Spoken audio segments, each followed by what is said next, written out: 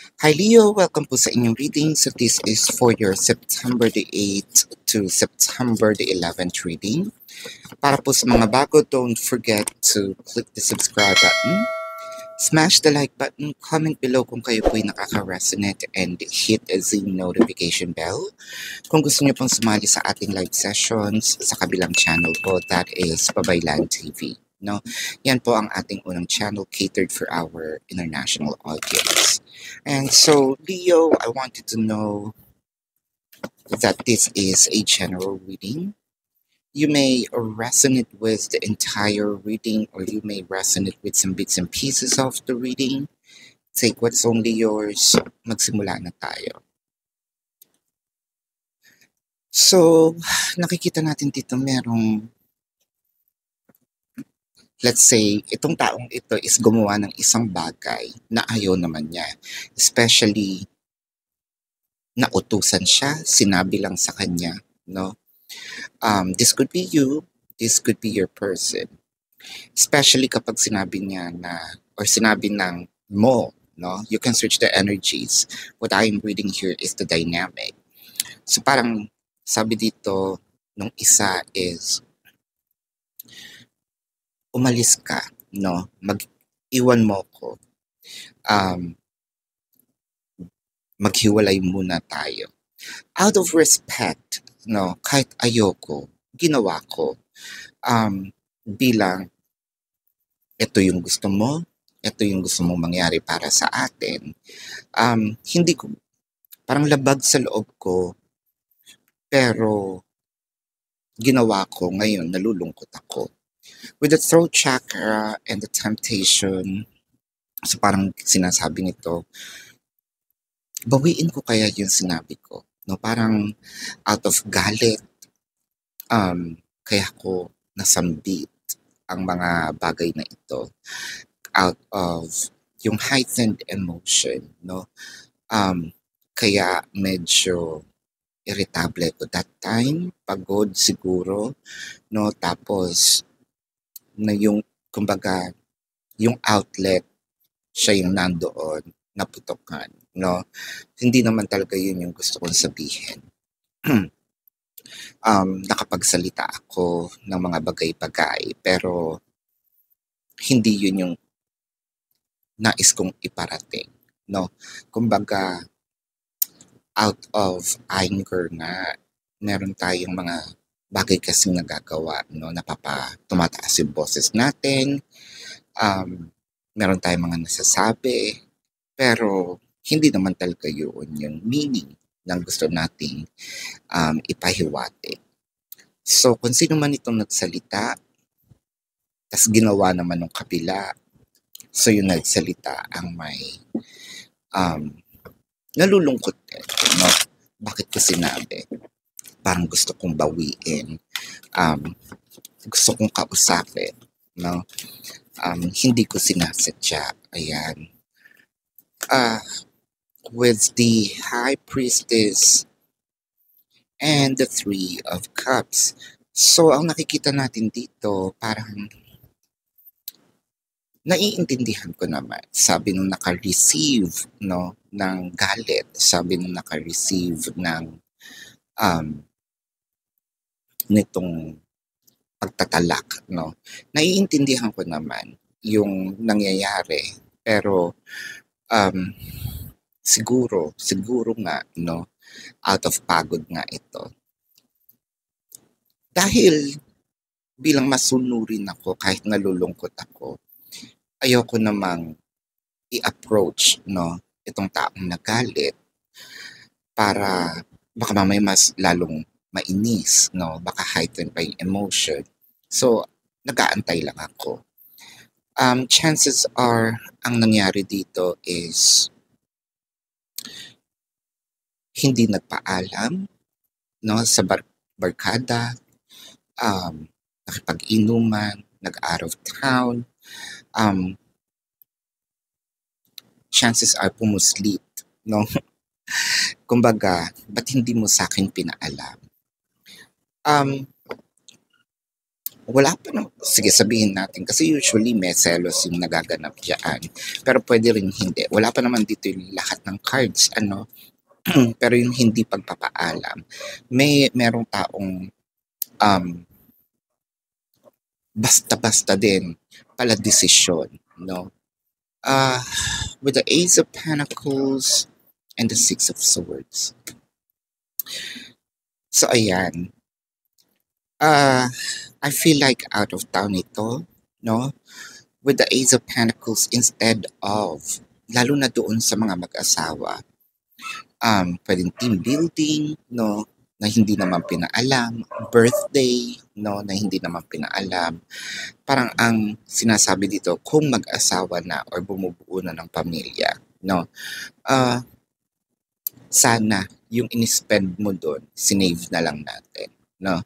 Sana yung ginamit mo diyaan, pinambili mo ng kung anong kailangan natin dito sa bahay or pinambili mo sa sarili mo 'no.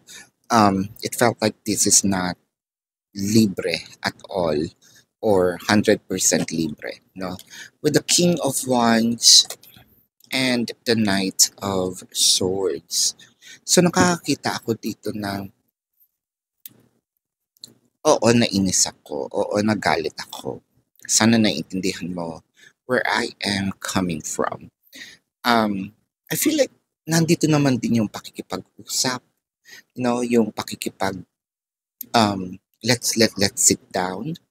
Merong anger, yes. Merong, sabihin natin, truth be told na very direct. Not really that cutthroat, pero parang, yeah, almost crossing the boundary of it, real talk.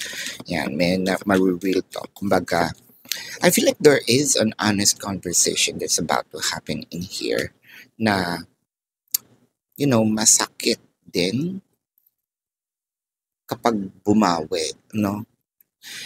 Not out of revenge, pero siguro meron ding aangal dito na sobra ka naman din kasi magsalita, no? I feel like here we are with the Queen of Swords. So, cutthroat nga. So, parang marireal talk kung sino man itong nagbitaw ng masasakit na salita. With the Queen of Pentacles, the Page of Wands, and the Empress. I feel like, yes, there is selos na nagaganap. Parang sabihin natin, pinagseselosan ko yan, tas kasama mo pa. I am not seeing that there is a third party. It could be the third party here is someone else's illusion or someone else's, hinala, no? Although wala ako nakikitang third party in yung may nangyayari talaga. But still, no, it's not a reason para hindi magpaalam. I feel like itong misunderstanding na nangyaring ito, it is because of may pinagsilosan, hindi sinabi, kasama, no? Let's check here the emotion of your person. Now, this could be your person's emotion or your emotion, Leo. Will you help me? And don't pressure me. So, it felt like, siguro, kung sino man itong nakasakit, no, ng damdamin, no, yung naging cutthroat, yung una, yung nagselos, will you help me understand what's really going on? And doon naman sa kabila, it feels like don't pressure me na hindi magtampo, no? I feel like this misunderstanding, kailangan lang talaga ng clarity, no? For the both of you. So Leo, this is your reading. Let's check the zodiac sign of your person. Now, this could be their sun sign or a placement in their chart. So, Leo, Taurus, Sagittarius, Pisces, Virgo. Yan, so this is your reading. Again, para po sa mga bago, don't forget to click the subscribe button, smash the like button, comment below kung kayo po'y nakaka-resonate, and hit the notification bell. Kung gusto niyo pong sumali sa ating live session, sa kabilang channel po yan, that is Babaylan TV. Yan po ang ating unang channel catered for our international audience. Nagla-live po tayo doon.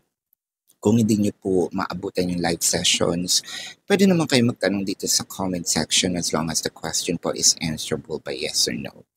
So, Leo, kilalang-kilala niyo po ang inyong sarili, no? Kung hindi niyo po maabutan itong, or kung hindi kayo masasatisfy sa yes or no na sagot lang, dumiretso na po kayo doon sa ating website, no? Sa description box po ng video na ito, meron po itong link. Click the link, you're gonna be routed to my website. Una po niyong makikita yung question form. Hindi po kasi siya kasya sa screen, i-hover niyo pababa. Meron po itong mga QR codes, no? Sa QR codes ngayon, naka-label naman po siya, no? So, sa label na yon, nandun po yung how much per question, the name, the number for your reference. And I also created a 4 questions plus 1, so take advantage of it, no? If you also want to book a private reading, nandun din po siya, no, sa description box. Makikita niyo po dun sa QR code. Ayan. Kung hindi po kayo nagmamadali, and by the way, congratulations, 2 na po yung natatanggal natin. So, I think 2 na lang. 3, I think. No, yung fake accounts. Please report those fake accounts and then send your, or screenshot, no, your report, send it to the designated email. Yun po yung ating mechanics, no, sa ating raffle for a free reading. Ayan. Kung naghahanap po kayo ng mga ibang videos, meron pong mga videos na hindi po pinopost dito sa YouTube, nandun po siya sa Facebook, especially for those readings about exes, no? Ito po yung mga, if you still care about your ex, no? Kung gusto nyong makichika, no, kung ano yung update sa kanila, doon po yan sa Facebook, no? Kung hindi nyo mahanap yung Facebook account, balik kayo dun sa form. Meron po dong mga icons. I-click nyo lang yon kung anong social media, no? So, yung Facebook logo or icon, click nyo po yung i-route na kayo dun diretso. This is your reading. Love and light to you. Namaste. See you po sa susunod na reading. Goodbye, Leo.